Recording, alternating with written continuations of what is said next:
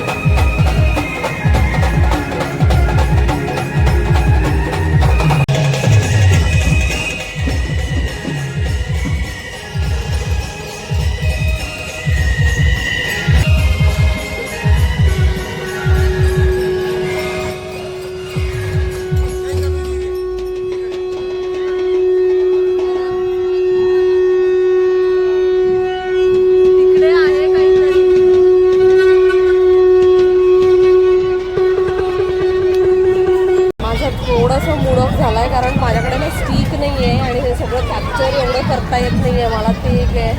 इकडे पण काहीतरी मिरवणूक चालली, आपण ते बघूया. इथे ढोल ताशे श्री प्रभू रामचंद्रांची मूर्ती. जय श्रीराम. इकडे पुढे काहीतरी दिसतंय. आपलं पुढे काहीतरी दिसतंय, आपण पुढे जाऊया. ॲक्च्युली काय आहे ना की ह्या एरियामध्ये मी कधी आलेलीच नव्हती असं भर गर्दीमध्ये आणि फर्स्ट टाईमच आली आहे. त्याच्यामुळे ना इथला भरपूर सारे ब्लॉगर्स भेटू शकतात इकडे. ओके, बघूयात आपण. ॲट मोस्ट फेवरेट माझा ढोल ताशा पथक इथे आहे. ढोल ताशा पथक इकडे आपण बघूया.